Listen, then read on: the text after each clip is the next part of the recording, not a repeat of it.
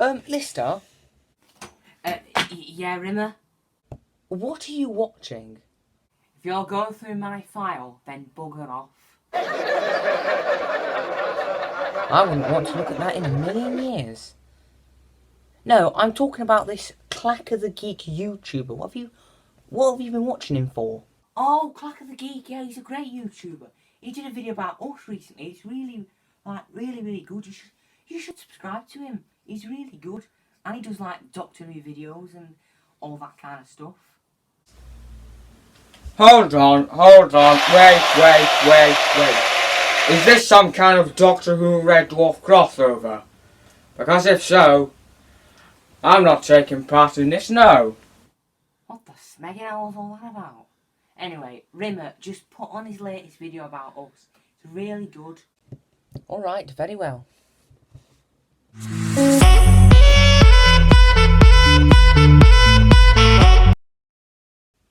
Hello, all you smegheads. It's Clack of the Geek here, and today I'm going to be doing a sort of discussion video about Red Dwarf. I figured I'd do this video because we've been given the trailers for the upcoming Red Dwarf special, which is going to be out next month. It's called, The Promised Land. Essentially, it's going to be like Red Dwarf 13. But I'm going to do sort of a general discussion and just why I think you should watch it. So, for those of you who don't know, Red Dwarf is a British sci-fi sitcom that's been going since 1988. And obviously it's still going now. Now, it doesn't mean that there's loads of seasons, because it has been going on and off sporadically since the late 80s, because it got cancelled at 1999, I think. Then it got brought back in 2009, and then it's been going when they can get the cast together, they'll do a series, or in this case a special. So the show follows 4 people on board the spaceship Red Dwarf. You've got Lister, played by Craig Charles, who is the last living human. He was put into stasis because he smuggled his cat on board, but because of a radiation leak, he ended up in stasis for 3 million years, and he wakes up. He's only got a few people for company. For company, he has a hologram of his old bunkmate Rimmer, played by Chris Barry. He's got a cat person called Cat, who evolved from Lister's cat. And then later on, you get a mechanoid known as Crichton, who's sort of there to just serve the human race. You also have the ship's computer, Holly, who sort of just is, obviously the ship's computer, and just sort of teases the crew of Red Dwarf. Sometimes it's a bloke, sometimes it's a woman. Not really an in-universe explanation, but you know what, it's funny, so yeah, if it's funny, it works. So why should you watch it? Well, first of all, it's really funny. It is really funny.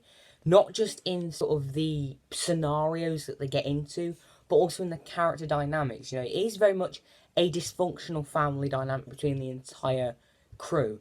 And then there's obviously other little sub-dynamics, I guess. You've got one character who's like this, the other character is the complete opposite, and they're going to clash. That is very much Rimmer and Lister. Rimmer is very much the sort of no-nonsense, dead straight, the straight man, the one who's not going to take any nonsense. Very military-esque in his approach to things. But Lister is just a total, and he's just a slob and will do whatever he wants. He don't really care about his health, he just doesn't care about anything. He's like, I'm enjoying myself, so sod it. Then you have the cat, played by Danny John Jules, who is just so vain and just absolutely just loves every bit about himself.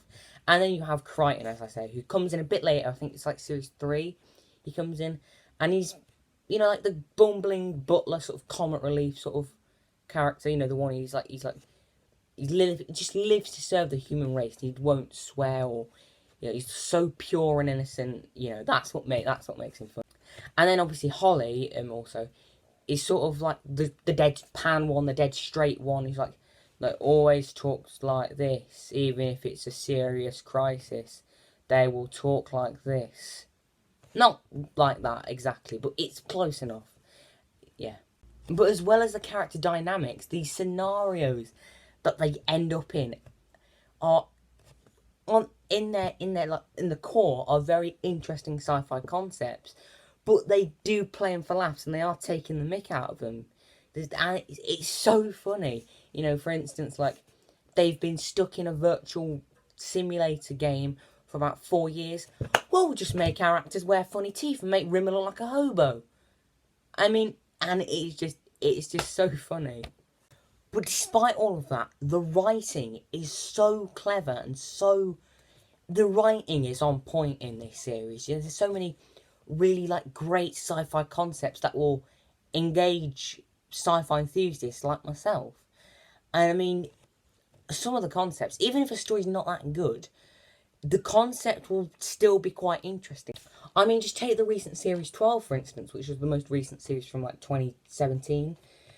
All 6 episodes in here have great concepts. I'll read them out and then I'll explain what the concepts are, just so you get an idea. So, cured. Evil dictators throughout history get cured of their evil. Siliconia. As punishment for treating Crichton badly, the Red Dwarf crew get turned into Crichtons, which is what's on the cover. Time Wave. A pretty naff episode. The crew land on a ship where criticism is illegal. Mechocracy. Rimmer and Crichton hold a presidential election to see how they treat robots and questions the morality of robots. M-Corp, I've talked about this. It's a play on the Googles and Amazons recommending you to buy their products, that kind of stuff.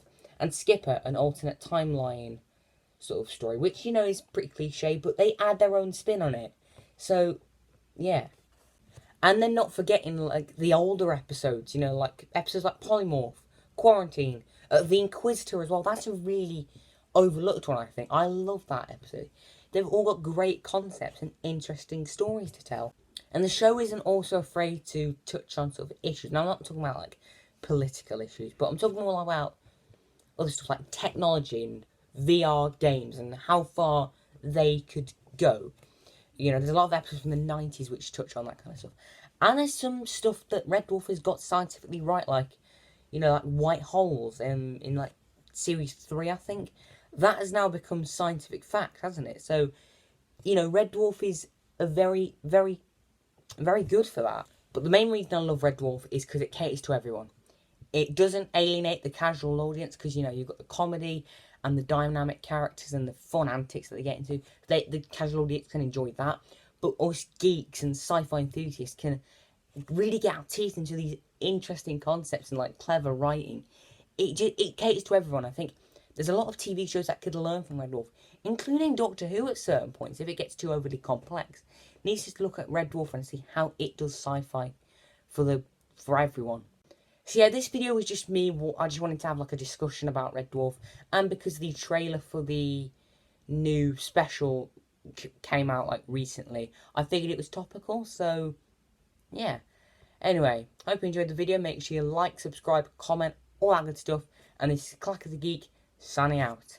See you later, you smegheads.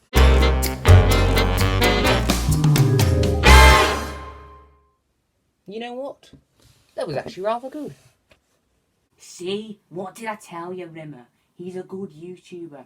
Now, stop being such a smeghead and subscribe to him. And that goes for you lot as well.